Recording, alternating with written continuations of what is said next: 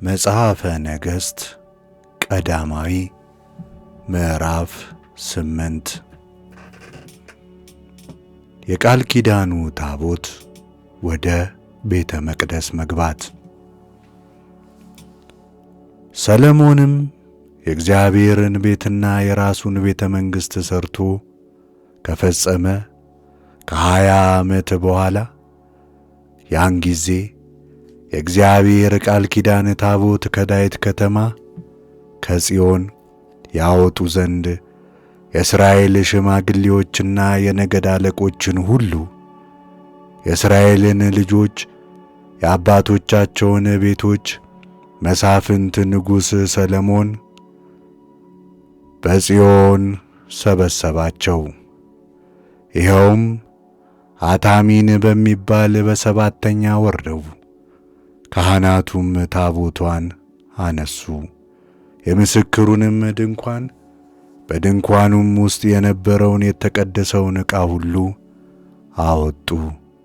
ንጉሡም ሰሎሞን ከእርሱ ጋር የተሰበሰቡ የእስራኤል ማኅበር ሁሉ ከእርሱ ጋር በታቦቷ ፊት ሆነው ከብዛታቸው የተነሣ የማይቈጠሩትንና የማይመጠኑትን በጎችና በሬዎች ይሰዉ ነበር። ካህናቱም የእግዚአብሔርን ቃል ኪዳን ታቦት በቤቱ በቅድስተ ቅዱሳን ውስጥ ከኪሩቤል ክንፍ በታች ወደ ነበረው ወደ ስፍራው አገቧት። ኪሩቤልም በታቦቷ ስፍራ ላይ ክንፎቻቸውን ዘርግተው ነበር። ኪሩቤልም ታቦቷንና የተቀደሱ ዕቃዎችን በስተላይ በኩል ሸፍነውም ነበር። መሎጊያዎቹም ረጃጅሞች ነበሩ። በቅድስተ ቅዱሳኑ ፊት ከመቅደሱ ውስጥ ጫፎቻቸው ይታዩም ነበር፣ በውጭ ግን አይታዩም ነበር። በታቦቷም ውስጥ የእስራኤል ልጆች ከግብፅ ምድር በወጡ ጊዜ እግዚአብሔር ከእነርሱ ጋር ቃል ኪዳን ባደረገ ጊዜ ሙሴ በኮሬብ ካስቀመጣቸው የቃል ኪዳን ጽላት ከሚባሉት ከሁለቱ የድንጋይ ጽላት በቀር ምንም አልነበረባትም። ካህናቱም ከመቅደሱ በወጡ ጊዜ ደመናው የእግዚአብሔርን ቤት ሞላ። የእግዚአብሔርም ክብር ቤቱን ሞልቶት ነበርና ካህናቱ ከደመናው የተነሣ ለማገልገል ይቆሙ ዘንድ አልቻሉም።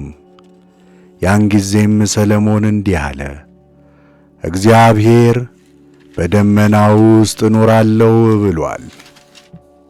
እኔም ለዘላለም የምትኖርበት ማደሪያ ቤት በእውነት ሠራሁልህ አለ። ንጉሡም ፊቱን ዘወር አድርጎ የእስራኤልን ጉባኤ ሁሉ መረቃቸው። የእስራኤል ጉባኤ ሁሉ ቆመው ነበር። እርሱም አለ፣ ለአባቴ ለዳዊት በአፉ የተናገረ በእጁም የፈጸመ የእስራኤል አምላክ እግዚአብሔር ይመስገን። ሕዝቤን እስራኤልን ከግብፅ ካወጣሁበት ቀን ጀምሮ ስሜ በዚያ ይሆን ዘንድ በእርሷም ቤት ይሠራልኝ ዘንድ ከእስራኤል ነገድ ሁሉ ከተማን አልመረጥኩም። አሁን ግን ስሜ በዚያ ይሆን ዘንድ ኢየሩሳሌምን መርጫለሁ። በሕዝቤም በእስራኤል ላይ ንጉሥ ይሆን ዘንድ ዳዊትን መርጫለሁ። አባቴም ዳዊት ለእስራኤል አምላክ ለእግዚአብሔር ስም ቤት ይሠራ ዘንድ በልቡ አሰበ። እግዚአብሔርም አባቴን ዳዊትን ለስሜ ቤት ትሠራ ዘንድ በልብህ አስበሃልና ይህን በልብህ ማሰብህ መልካም አደረግ።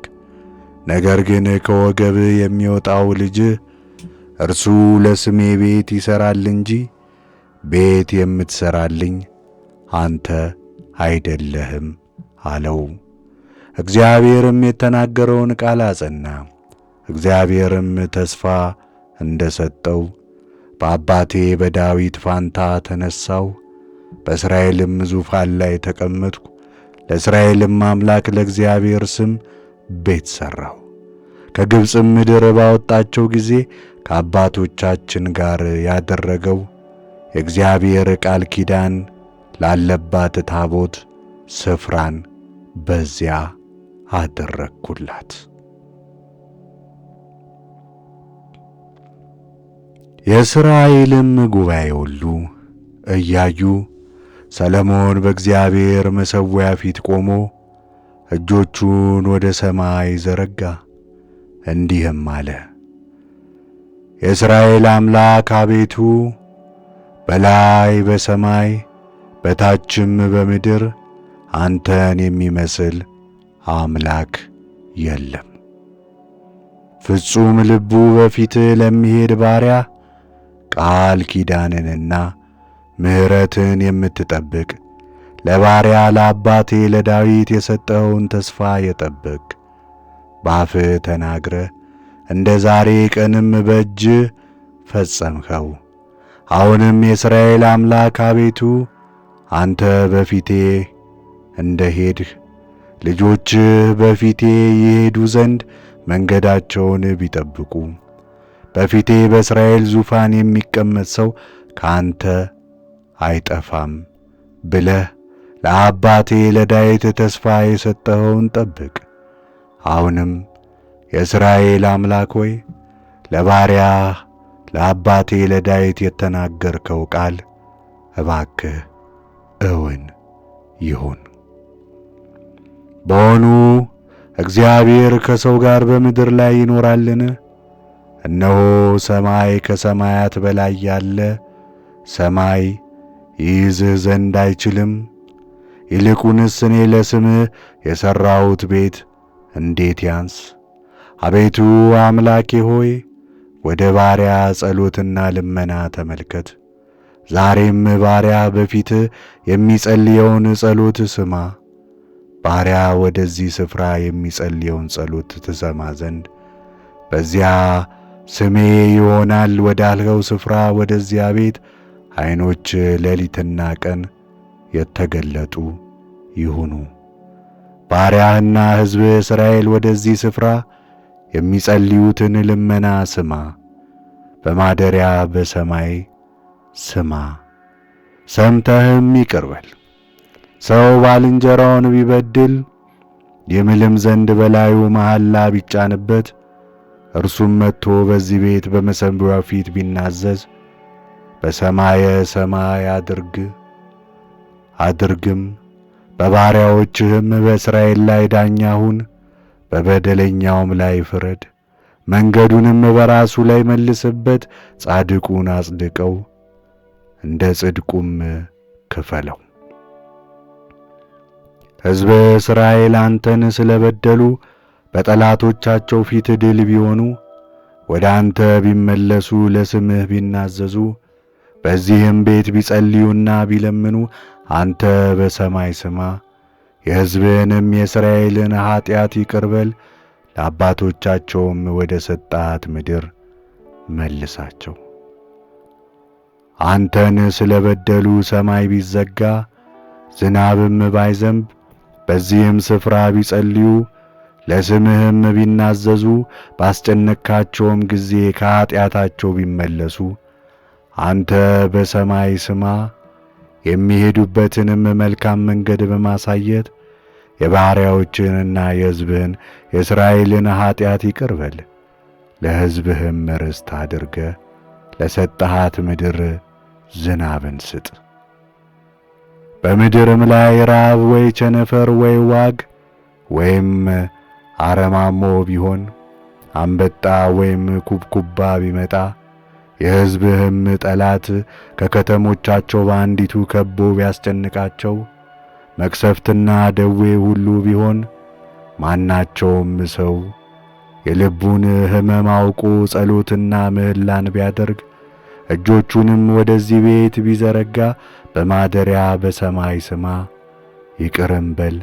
አንተ ብቻ የሰውን ልጆች ሁሉ ልብ ታውቃለህና ልቡን የምታውቀው ሰው ሁሉ እንደ መንገዱ ሁሉ መጠን ክፈለውና ስጠው። ለአባቶቻችን በሰጠሃት ምድር ላይ በሚኖር በሚያስቀርበት ዘመን ሁሉ ይፈሩ ዘንድ። ከሕዝብህም ከእስራኤል ወገን ያልሆነ እንግዳ ስለ ስምህ ከሩቅ አገር ቢመጣ ታላቁን ስምህን ብርቱይቱንም እጅህን የተዘረጋችውንም ክንድህን ሰምተው ቢመጡና በዚህ ቤት ቢጸልዩ አንተ በማደሪያ በሰማይ ስማ። የምድርም አሕዛብ ሁሉ ስምህን ያውቁ ዘንድ እንደ ሕዝብህ እንደ እስራኤል ይፈሩ ዘንድ በዚህም በሠራሁት ቤት ስምህ እንደ ተጠራ ያውቁ ዘንድ እንግዳው የሚለውንም የሚለምንህንም ሁሉ አድርግ። ሕዝብህም ጠላቶቻቸውን ለመውጋት አንተ በምትመልስላቸው መንገድ ቢወጡ አንተም ወደ መረጥካት ከተማ እኔም ለስምህ ወደ ሠራሁት ቤት በእግዚአብሔር ስም ቢጸልዩ ጸሎታቸውንና ልመናቸውን በሰማይ ስማ፣ ፍርድንም አድርግላቸው። የማይበድልም ሰው የለምና አንተን ቢበድሉ ተቈጥተህም ለጠላቶቻቸው አሳልፈ ብትሰጣቸው ሩቅ ወይም ቅርብ ወደ ሆነ ወደ ጠላቶች አገር ቢማረኩ በተማረኩበትም አገር ሆነው በልባቸው ንስሐ ቢገቡ በተማረኩበትም አገር ሳሉ ተመልሰው ኀጢአት ሰርተናል፣ በድለንልሃልም፣ ክፉውንም አድርገናል ብለው ቢለምኑ በማረኳቸው በጠላቶቻቸው ሀገር ሳሉ በፍጹም ልባቸውና በፍጹም ነፍሳቸው ወደ አንተ ቢመለሱ ለአባቶቻቸው ወደ ሰጠሃት ወደ ምድራቸው ወደ መረጥካትም ከተማ ለስምህም ወደ ሠራሁት ቤት ቢጸልዩ ጸሎታቸውንም ልመናቸውን በማደሪያ በሰማይ ስማ።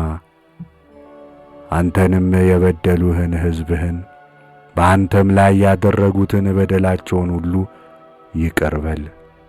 ይራሩላቸውም ዘንድ በማረኳቸው ፊት ምሕረትን ስጣቸው።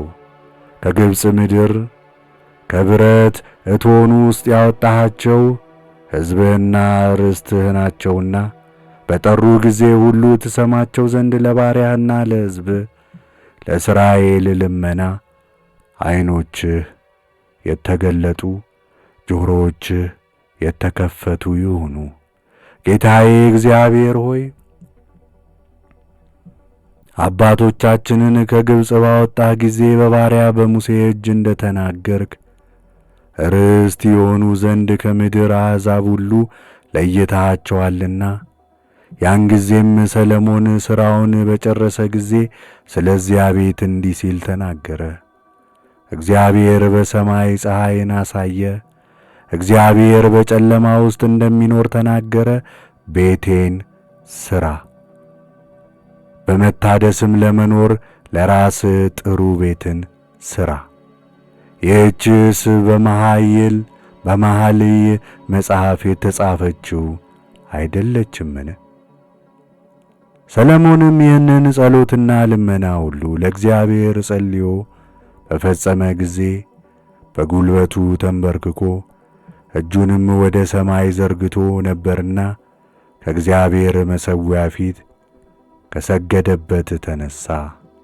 ቆሞም የእስራኤልን ጉባኤ ሁሉ በታላቅ ድምፅ ሲመርቅ እንዲህ አለ። እንደ ተናገረው ተስፋ ሁሉ ለሕዝቡ ለእስራኤል ዕረፍትን የሰጠ እግዚአብሔር ይመስገን። በባሪያው በሙሴ ቃል የተናገረው ከመልካም ቃል ሁሉ ያጎደለው አንድም ቃል የለም። አምላካችን እግዚአብሔር ከአባቶቻችን ጋር እንደነበረ ከእኛም ጋር ይሁን።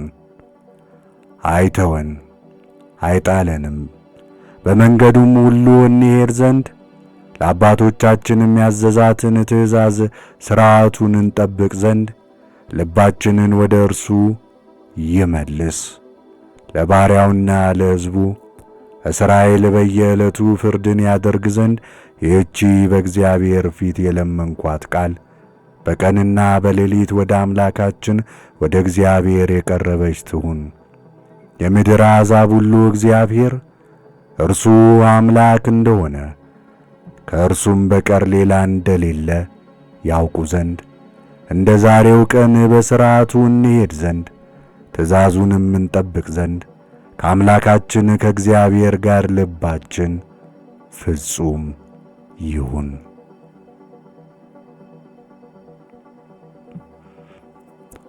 ንጉሡም ከእርሱ ጋር የእስራኤል ልጆች ሁሉ በእግዚአብሔር ፊት መሥዋዕትን ሰዉ። ንጉሡ ሰሎሞንም ለእግዚአብሔር ስለ ሰላም መሥዋዕት 22,000 በሬዎችንና 120,000 በጎችን አቀረበ። ንጉሡና የእስራኤል ልጆች ሁሉ እንዲሁ የእግዚአብሔርን ቤት ቀደሱ አከበሩም።